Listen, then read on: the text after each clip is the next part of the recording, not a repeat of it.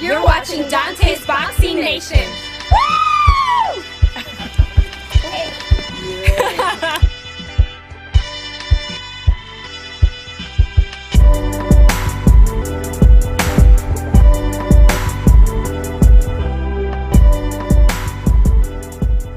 All right, Dante's Boxing Nation, and I'm over here with the undefeated contender who's going to be fighting for the title February 25th, Gerald Washington. What's going on, man?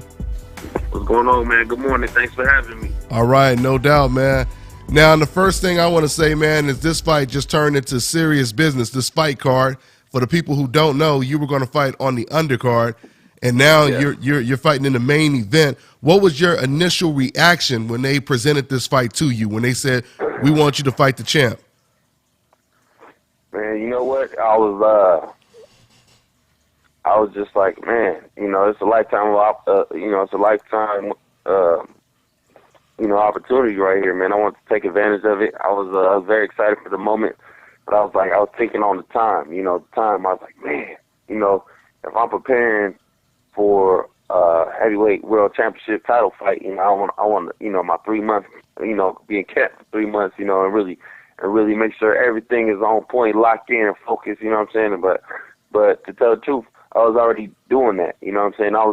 I'm already in training. It wasn't a matter of me having to get in condition or get prepared or nothing like that. It was just a matter of me, just changing my mindset, my mind, and I'm already.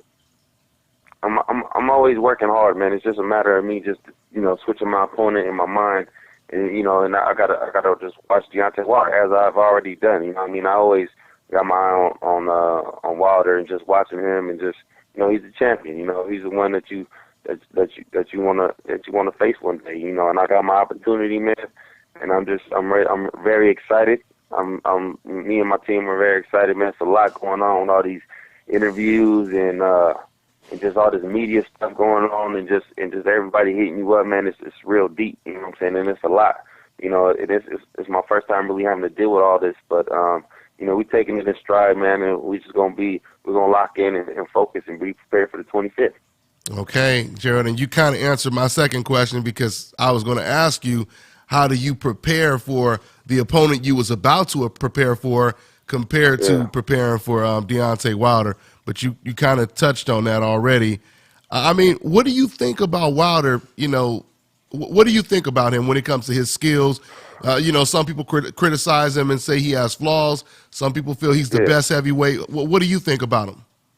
And I think right now he's the most experienced heavyweight, and that's the fact as far as being a champion for the longest time. Other than Tyson Fury was the old, he's the one that got it from Klitschko. That was the big dog, but he lost his titles, and Deontay Wilder, man, he's leading the pack as far as Anthony Joshua and Joseph Parker. He's been there the longest. He's been reigning the longest. So, I think he's a great boxer, man. I think he's a dangerous puncher, and he gets a little wild when he hurts you. You know what I'm saying? But that's just when he smells blood and tries to get you out of there. You know what I'm saying? A lot of fighters do that. But yeah, man, he's done everything to this point perfect. You know what I'm saying? He's 37-0 with 36 knockouts, man. He's a dangerous dude. So you gotta when you preparing for a guy like this, you gotta be smart. You know what I'm saying? It's all about what you got in between the ears, man, and that's how I'm gonna approach this fight. Mm-hmm. Speaking of being smart, you had a draw with Amir Mansour.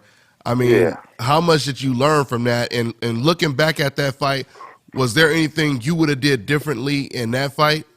Definitely, man. That was a big learning experience for me in that fight. Amir Mansour was never ever able to land any punches on me like that. It was just a matter of me, stepping off the gas. I gotta recognize the moments. You know what I'm saying? When I gotta say, yo. And that was just a lack of experience for me, But I was in there. I was with somebody that was really hungry. That was like, oh man, I was like, this dude is going. This to me was a game before. It's not a game. Mm-hmm. Boxing, you do not play boxing. You know what I'm saying? Yeah. People fight for their lives, for their family, for everything. Like you can see it. You know what I'm saying? And I saw that on this man. on my sword, man. I seen it all over his face. I got his eyes bleeding, nose, mouth, everything bleeding, his ears bleeding. This dude was coming, you know what I'm saying? But it's just a matter of just recognizing the situation, man, in those moments, you know what I'm saying? But I got that made me go back to the gym, man. It made me work on something, and you know what I'm saying, and it made me a better fighter, you know. And I always give him thanks, you know what I'm saying, for that. I give him thanks for pushing me through that, you know what I'm saying, and allowing me, you know what I'm saying, to learn from that opportunity. So, you know, I took a lot from that fight, and it's definitely gonna help me, man. Mm-hmm. Who you sparring with? Anyone in particular to prepare for Wilder? Man, I'm just sparring with some. I'm trying to get some smaller, faster guys. You know, and then I got some big guys I'm working with too. Some big, tall guys. I'm gonna be working with Dominic Brazil a little bit. We've always worked together, man. But you know, I stay in the gym. I stay, you know, I'm sparring here and there all the time. Just working on my craft. You know what I'm saying? Just implementing new tools and stuff that I like to use. So I'll just be prepared for moments like this. You know what I'm saying? It's just like. But Deontay Wilder has a style that I like to go against. You know what I mean? He has a style that I like. Yeah, I know he's big and strong, man. And he can punch and he's fast. You know what I'm saying? And we know that about Deontay. So if you know something is there, you can prepare for it. You know what I'm saying? So we're gonna be ready. So what are the keys to victory, Gerald? I mean, do you have to close the gap? Is it going to be an aggressive, vicious chess match or what? It's gonna be a chess match, man. It's gonna be a chess match. I do gotta close the gap at the right times. You know, I gotta be aggressive at the right times. I gotta box at the right times. I gotta step to him at the right times. You know, I gotta use my feet at the right times. It's gonna be a combination of everything, man. I'm not just gonna try to go up there to him and just try to blast him out. You know, nah. It's a 12-round fight. You gotta take my time and break him down and then get to him and work to him like that, man. It's just a matter of being smart, like I said, man. You can't. He can fight too, man. He's a champion for a reason, you know what I'm saying? And you know, you gotta be smart about it. It's chess. So with you talking about how good he is, so you do go into the fight psychologically looking at him as the best fighter you've ever faced, amateur or pro, right? Or no? Man, you know what? I respect every fighter like they're Mike Tyson, man. That's how I fight. You know what I'm saying? That's why I had to learn. I had 14 amateur fights. You gotta understand that. And you know what I'm saying? 14 amateur fights. Everybody expecting me, man, you big and strong. You should be doing this. You should be doing that. You should be like Lennox Lewis, man. You should be like, yeah. But look, you know what I'm saying? It takes time to learn that. You got to get hit upside the head a couple times to understand the science of the ring. You know what I'm saying? In the ring, man, it ain't just you could just take any big strong dude and make him a world champion. Nah, man, you get his ass knocked out. You got to it's a process. You know what I'm saying? It's a process that you got to go through to become a fighter, man, to get to this level. If you think you're going to be that way, you're going to fail. You know what I'm saying? So I respect everybody, man. That's why I was always boxing on my back leg. That's why I was always, because I know I got to keep my distance. That was my safety net. You know what I'm saying? Okay, I know if I'm back here, I know he can't reach me, he can't hurt me. You know what I'm saying? He can't win. You know what I'm saying? And I was boxing off of that. And when I catch you, then I take you out. When I first started my career, I was trying to knock everybody out in the first round. Okay, boom. It took 3 fights. You know what I'm saying? I knocked this dude down 2 times. You know what I'm saying? And then I made him take a knee. You know what I'm saying? Terrence Perel. And he was just a little guy, but he was scrappy and tough. And you know what I'm saying? And he made it to the second round. I blew my load in the first round. I was like, okay, now I got to survive for 3 rounds. You know what I'm saying? And then finally I was able to get my stuff back a little bit, but I was tired as heck. You know what I'm saying? I was like, after that fight, I was like, I'll never do that again. Now I'm gonna take my time. Take my time. When the opportunity presents itself, then you take advantage. But until then, man, you box and you know what I'm saying, you win the rounds and you break them down and you stick to your game plan. Don't be getting out of sorts. You know what I'm saying? If it gets down to it, you know what I'm saying, I got to swing away. Then yeah, I'm gonna tuck my chin. I'm gonna swing away. But you know what I'm saying, I'm gonna stick to my game. I'm gonna stick to my game plan. I'm gonna stick to my gun. And last question, Gerald, what fighters inspired you the most coming up in the sport? Man, I love Lennox Lewis, man. Lennox Lewis, you know, and I watch a lot of, you know, Vitaly Klitschko and Vladimir Klitschko and Tommy Hearns, you know what I'm saying? And I watch Deontay. I try to learn from everybody. Floyd, I like Andre Ward, you know what I'm saying? I like smart, you know, like intellectual fighters, man, that that can really put it together, man, and make it easy. Because the game is about hitting and not getting hit. You know what I'm saying? To me, and the heavyweight division happens to have a little extra flavor because we so big, man. The knockouts come a lot easier. You know what I'm saying? So if you stick to your fundamentals, man, and you know what I'm saying, and you work hard, you know, and you be smart, man, it's crazy how far you can go. I have 14 amateur fights. Let me remind you. You know what I'm saying? 14 amateur fights, man. I'm in here competing with. I'm about to fight for a world title. Yeah, that's crazy, you know what man. I'm saying?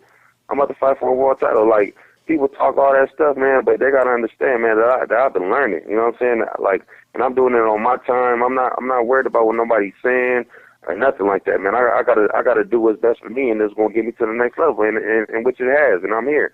So that's a testament to that. You know what I'm saying? Mm-hmm. Stick to your plan. Don't let nobody take you out your place. Because, look, after the Man Mansour fight, believe me, man, I was like, man, fuck that. I ain't going to let that shit happen no more. I'm going to get in here and I'm going to be a dog. You know what I'm saying? I'm going to be aggressive. But look, I get back to the gym. I'm running in the shots and shit that I will never get hit with. You know what I'm saying? And it was just like, man, okay, this ain't the way to do it. I got to figure out the way. I got to figure out the right way to do it. You know what I'm saying? And then I learned from that.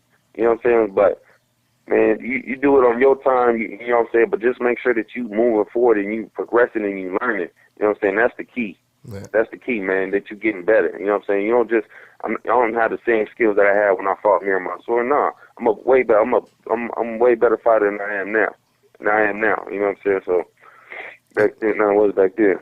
That's impressive, man. That's like the NBA players that go straight from high school to the pros is pretty much what you did, man. So that's impressive. Now, one more question I forgot. Since you brought up Klitschko, I got to get your prediction, man, on Anthony Joshua versus Vladimir Klitschko. Like I was telling you, man, the scientific part of the game, man, Klitschko has that. He has the experience. He has that beautiful jab. You know what I'm saying? He knows how to let his 1-2 go smooth. You know what I'm saying? He has that. You know, Anthony Joshua hasn't. I mean, he busted on the sparring. I mean, I don't know how it goes, but Klitschko has that defensive mindset, and that's why he lost that fight to Tyson Fury, because he was able to, like, you know, keep him out of his rhythm and strain him and screw him back, throw some punches at him, and just make him look a little silly. But he was never really too aggressive with him. He just mind played him. You know what I'm saying? So, but Anthony Joshua is a different fighter, man. He's gonna be trying to come at Klitschko.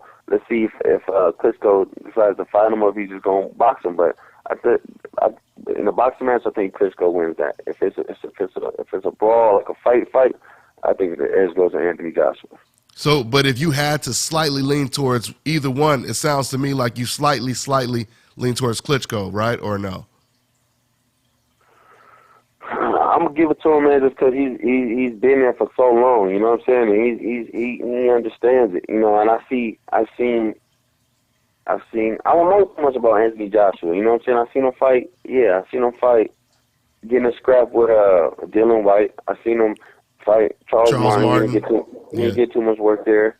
You know, I've seen him fight against Dominic Brazil, and I've seen him fight with Eric Molina. Man, he has not seen a Klitschko yet. I don't like in the real fight under the lights. You know, it's gonna be in his own turn, man. And I'm sure he's embracing that, man. I can't imagine what that feels like to be the champion and everybody's there for you. You know what I'm saying? That dude is like, you can thrive in that. You know what I'm saying? You just gotta. There's got to be an amazing feeling, man. I'm looking forward to that. You know, February 25th. You know, I'm going into Deontay Wilder's backyard, man. And I gotta make a statement, man, and put my stamp on the night. You know what I mean? And I know I gotta do that every round. You know what I'm saying? It's gonna be, and I gotta work hard. And it's gonna be a tall task, man. But I'm looking forward to it, man. I can't wait. All right, man. Well, I can't wait to watch this fight. I wish you luck on February 25th. Anything else you want to say to the fans? Anything else on your mind, man? Man, I just want to say thank you for all the support, man. I really feel that, you know, I really feel that God put me here for a reason. You know what I'm saying? I look at all the things that have to take place for me to be here right now. I look at you know, Povetkin. You know, he failed his test. Then Chris Earl had to fight. Chris Earl stepped in. You know, then Wilder got hurt. You know, I fought on Wilder's last card, you know, back in July. We fought at the same time, you know, the same day. He ain't fought since then. And then Stavern was supposed to fight Povetkin, and Povetkin fought another one or whatever. You know what I mean? Then Stavern got put to the side. Okay, now, while he's recovering, okay, now he's supposed to fight this guy or Rejic. Now this dude fell during the drug test. Now they're looking for a guy with 1 month to prepare for a world championship fight. Who wants to take that? You know what I'm saying? I want to take it. You know what I'm saying? Because I asked for it. You know, I asked for it, and I said, if anything happens, let me. You know, I'm right here, and I'm very grateful for Deontay Wilder and his team for picking me. You know, I know they could have picked anybody in the top 15. And I'm just excited for the opportunity, man. But I really feel God put me here for a reason. I want to thank God. I want to thank Al Heyman, man, because, man, you know, man, he taking care of me. You know what I'm saying? As far as my career, man, he really looked out for me, and just I couldn't ask for anything more. You know what I'm saying? This is every man's dream. You know what I'm saying? This is every boxer, every fighter's dream, man, to fight for the heavyweight championship of the world, man. It boggles my mind to think about that. But I want to stay cool. I want to stay calm. I want to have fun with it. And I want to enjoy the night. You know what I'm saying? I really want to, man, just embrace it all, man, because it's amazing. It's an amazing thing, man, and a wonderful blessing. I'm grateful. I hear you, man. Once again, good luck, man, and I look forward to talking to you after the fight. All right, champ? All right, man. And please, man, follow the people, man. Follow me on GW, Down Negro, GWGALLONEGRO.